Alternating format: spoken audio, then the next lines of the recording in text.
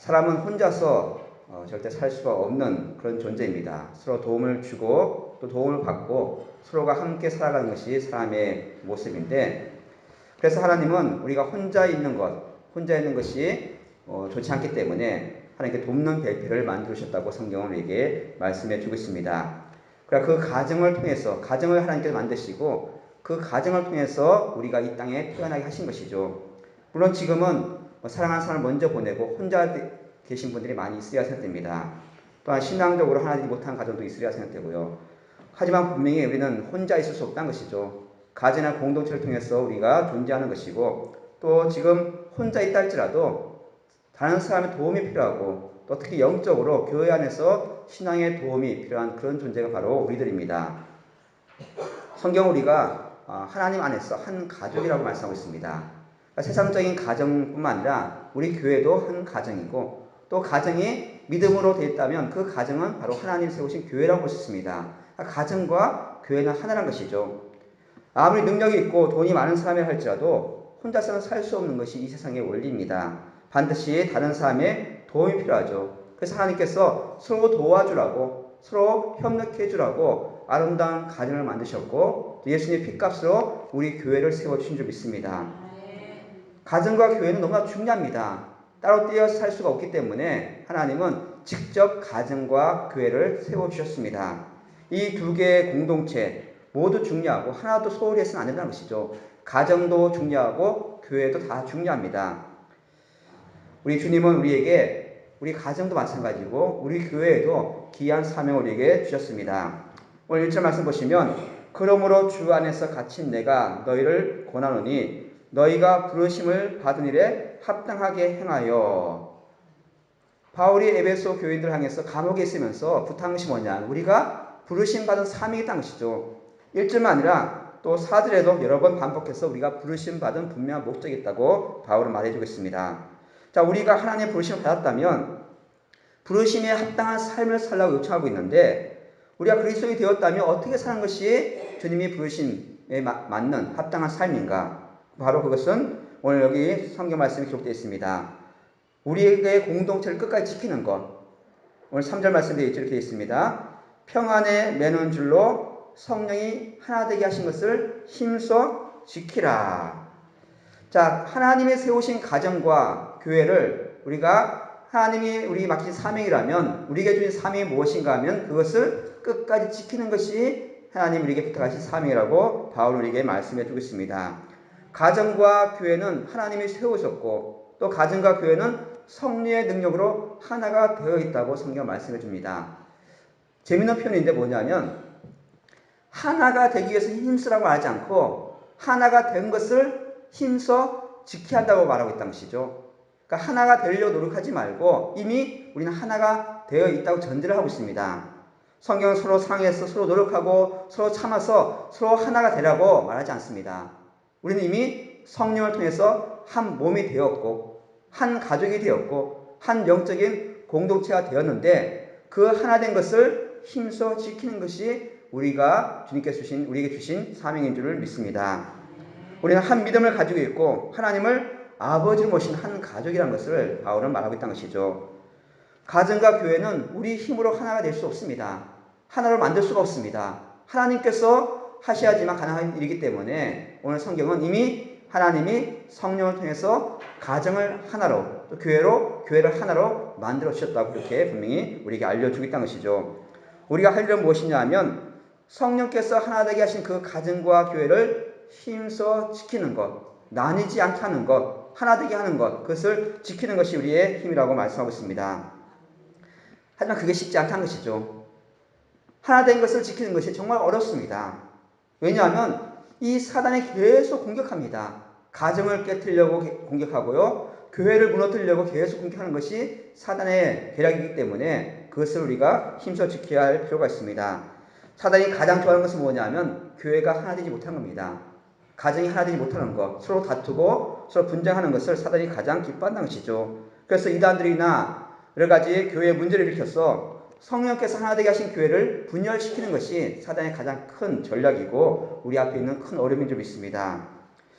요즘 사회들도 마찬가지죠. 가정이 하나지 못한 경우를 많이 봅니다. 남편과 아내와 또 부모와 자녀 사이에 서로 분열되는 그런 모습을 우리가 많이 보게 되는데, 그래서 바울은 이 하나됨을 유지하기 위해서 최선을 다하라, 힘써 노력하라고 권면하고 있다는 것이죠. 최선을 다해서 하나됨을 유지하는 비결이 무엇인가? 오늘 2절에 이렇게 말씀하고 있습니다. 모든 겸손과 온유로 하고 오래 참음으로 사랑 가운데서 서로 용납하고. 자, 겸손한 마음과 온유한 태도가 필요하다, 그렇게 권면하고 있는데, 다른 사람을 나보다 소중하게 여기는 것, 남을 낮게 여기는 것, 그래서 서로가 도와주는 것, 그것이 바로 겸손한 마음이고, 온유한 마음은 뭐냐 하면 그런 겸손한 마음을 가지고 나를 절제하는 것이 온유함이라고 볼 수가 있습니다. 나를 낮게 여기고 다른 사람을 높이 여기고, 그래서 다른 사람을 배려하는 것, 참는 것, 그것이 바로 온유한 마음이란 것이죠. 우리가 서로 한 몸이기 때문에 오래 참고 서로 용납해 줘야 한다고 또 바울은 말하고 있습니다. 참 우리는 완벽하지 못합니다. 실수가 많습니다. 매번 실수도 하고요. 성격도 너무 다릅니다. 하지만 그것을 기꺼이 받아들이는 것, 그것이 하나님이 세우신 가정이고 교회라고 바울은 말하고 있다는 것이죠. 만약 다른 사람이 나에게 상처를 주는 일을 한다면 그것을 참고 용납해 주라고 바울은 권면하고 있습니다. 그것 때문에 가정이나 교회가 분열되는 것을 하나님은 기뻐하지 않습니다. 그래서 서로 그런 어려움이 있다면 단호하게 물리치고 모든 것을 용납해주고 오래 참음을 통해서 그 하나됨을 계속 지켜야 한다고 말하고 있다는 것이죠. 만약 어떤 문제가 생겨서 서로가 마음이 나누어지는 일이 있다면 그것은 하나님이 주시는 마음이 아니라 사단이 우리에게 주는 마음이라는 것을 깨닫고 우리가 한 마음 되기 위해서 최선을 다해야 될 줄 믿습니다. 우리가 정말 하나 되기 위해서 나가야 되는데, 겸손한 마음과 온유한 마음, 또 오래 참음과 서로 용납함으로 가정과 교회가 흔들리지 않고 함께 달려가는 우리 교회와 또 가정이 되길 간절히 소망합니다.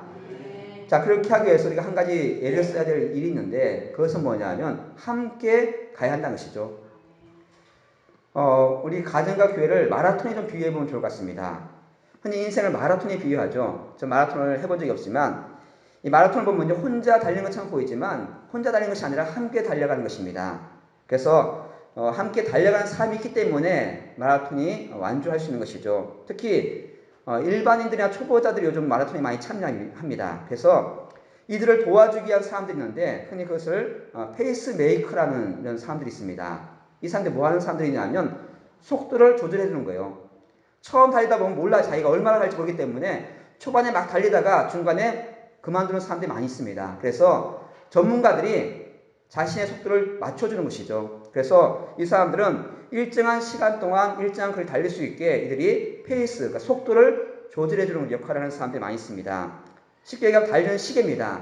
그래서 이 사람들은 어떤 사람은 뭐 2시간, 뭐 어떤 사람은 3시간, 뭐 어떤 사람은 5시간, 자기마다 다르겠죠. 그래서 자기 몸에다가 풍선이나 또 눈에 띄는 옷을 입고 시간을 달아놓습니다. 2시간짜리, 뭐 3시간짜리, 뭐 4시간짜리. 그래서 그 사람 보고 달려가면 내가 몇 시간에 완주할 수 있습니까? 그 사람처럼 3시간, 5시간에 완주할 수 있는 그런 속도를 조절하는 그런 사람들이 마라톤 대회에 많이 등장하고 있습니다. 그래서 이 사람들은 나를 따라와라, 나만 따라오면 이 시간에 더 들어갈 수 있다. 그것이 바로 페이스메이커, 속도를 조절하는 그런 사람들의 역할이 한 것이죠. 우리 신앙도 마찬가지입니다. 여기 속교중앙교회에 여러 신앙의 모습들이 있다는 것이죠. 어떤 사람은 신앙이 깊은 사람이 있고 어떤 사람은 초신자가 있고 그런 여러 가지 신앙의 역할들이 있는데 그런 사람들 서로 함께 속도를 맞추고 신앙을 함께 완주하는 것이 오늘 성경에서 우리에게 주시는 귀한 말씀인 줄 믿습니다. 혼자서 하는 일이 많지 않습니다. 교회도 마찬가지고요. 가정도 마찬가지고 우리가 서로 도와줘야 되는데 신앙적으로 함께 도와주는 그런 페이스메이커 역할을 우리가 감당해야 한다는 것이죠. 왜냐하면 교회는 하나이기 때문에 나 혼자 질주해가지고 나 혼자 신앙생활을 하겠다. 그것은 교만한 마음입니다. 내가 다른 사람의 신앙을 도와줘야 되고요. 또 어떤 사람은 다른 사람을 통해서 내 신앙을 도움받고 서로가 도와주면서 도움을 주면서 함께 신앙의 경주를 완주하는 것이 바로 교회가 하나 된 모습이고 또 바울도 우리에게 그렇게 권면을 해주는 것입니다. 그렇게 하기 위해서 우리에게 은사를 주셨습니다. 하나님께서 우리에게 주신 여러 가지 은사가 있죠. 기도라든지 또 성령이라든지 여러 은사를 주셨는데 이런 모든 은사가 결국은 하나 되게 한 몸으로서 함께 달려가도 맞는 것이 바로 우리에게 주신 은사인 줄 믿습니다. 내가 그 은사를 잘 활용해서 나 혼자 잘 살겠다. 그게 아니라 것이죠. 우리에게 주신 모든 은사는 다른 사람을 섬기도록 주신 은사입니다. 오늘 우리 귀한 찬양인데 찬양으로 영광 돌렸는데 이 찬양도 나를 높이기 위한 것이 아니라 찬양을 통해서 사람들을 하나 되게 만들고 하나님께 나아가도록 하는 것이 바로 찬양에 주신 은사라는 것을 우리가 기억할 필요가 있습니다. 그래서 에베소 4장에 여러 가지 은사들이 있지만 그 직분과 그 은사를 다 설명하지는 않고 오늘 특별히 몇 가지 말씀 한번 나누고자 합니다. 첫째는 뭐냐면 우리 모든 사람에게 은사를 주셨습니다. 이건 중요합니다.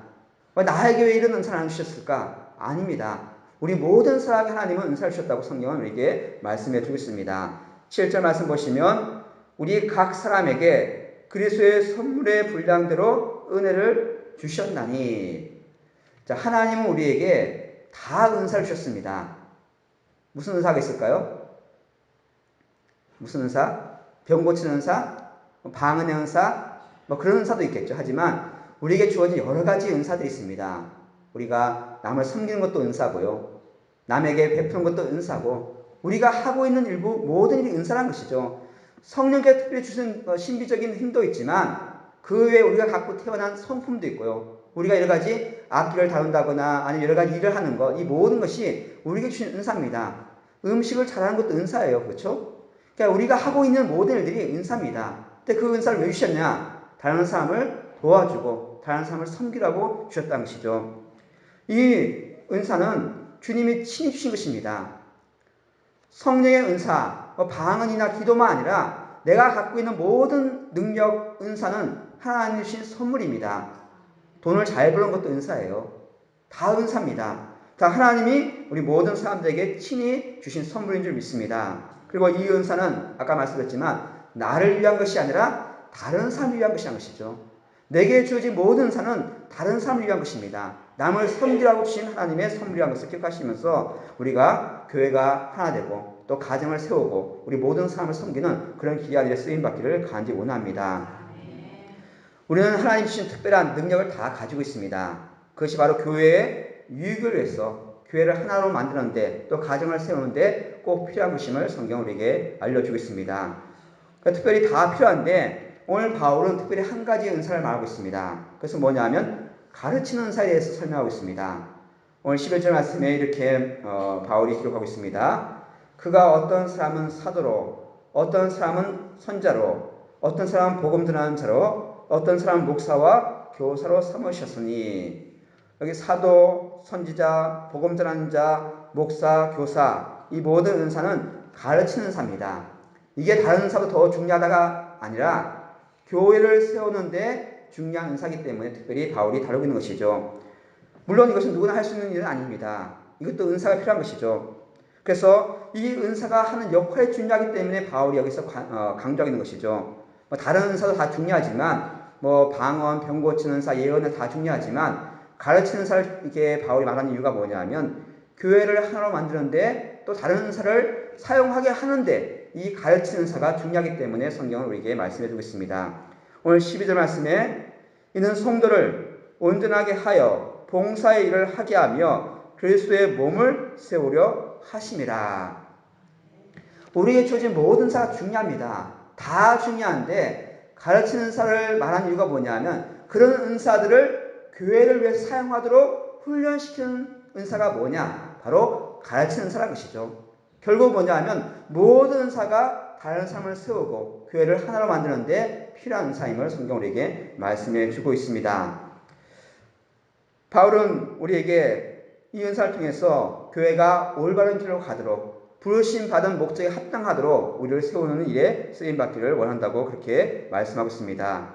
훈련이나 가르침을 통해서 내가 어떤 은사를 받았는지, 내게 주는 은사가 무엇인지, 또 그 은사를 통해서 어떻게 섬길 것인지 그것을 깨닫고 함께 교회를 세워가라고 말하고 있다는 것이죠. 교회가 할 일이 무엇인가? 물론 여러 가지 우리가 해야 할 일들이 있습니다. 물론 세계 복음화, 전 세계 땅끝까지 복음 전하는 것이 우리의 사명이죠. 이웃 구제도 있습니다. 구제도 열심히 해야겠죠. 그 다음에 물론 봉사도 많이 중요합니다. 하지만 그건 당연한 거예요. 복음을 전하고 땅끝까지 복음을 전하고 또 우리가 이웃을 섬기는 것은 당연한 것인데 더 중요한 것이 있습니다. 그걸 하기 위해서는 교회가 건강해야지만 그걸 할 수 있다는 것이죠. 교회는 엉망인데 선교하겠다, 전도하겠다, 남을 돕겠다 아니란 것이죠. 교회가 건강할 때, 교회가 하나 될 때 그걸 통해서 큰 힘을 발휘해서 세계 복음화를 할 수 있는 것이고요. 또 이웃을 우리가 섬길 수가 있는 것입니다. 전도와 봉사, 선교와 우리 섬김은 주님 오시는 그날까지 우리가 해야 할 사명인 줄 믿습니다. 하지만 그것을 하기 위해서는 교회가 한 몸이 되어야 되고요. 교회가 하나가 되어야 한다는 것이죠. 기껏 어렵게 전도해서 교회 왔는데 교회 왔더니 서로 싸우고 있고 서로 다투고 있고 안 믿는 사람보다 못하다 그러면 오히려 그 사람들을 실족시켜야 한다는 것이죠. 우리가 먼저 한 몸 되고 하나 되어서 교회를 건강하게 할 때 그 힘이 전도와 섬김으로 나타나게 될 줄 믿습니다. 그래서 오늘 13절 말씀에 이렇게 말씀하고 있습니다. 우리가 다 하나님의 아들을 믿는 것과 아는 일에 하나가 되어 온전한 삶을 이루어 그리스도의 장성한 분량이 충만한 데까지 이르니 누구도 예외 없이 우리가 다 여기는 뭐 교회에 나온 지 얼마 안 됐으니까 빠지고 누구는 빠지고 그게 아니라 우리 모두가 다 어디까지 살아야 됩니까? 그리스도에까지 예수님의 장성한 분량까지 다 함께 자라는 것이 바로 교회를 주신 가장 큰 목적인 줄 믿습니다. 가정과 교회는 결코 혼자서 갈 수가 없습니다. 우리가 지금 다 모여서 예배 드리는 이유도 여기 있습니다. 우리가 예배 드리는 건 당연하죠.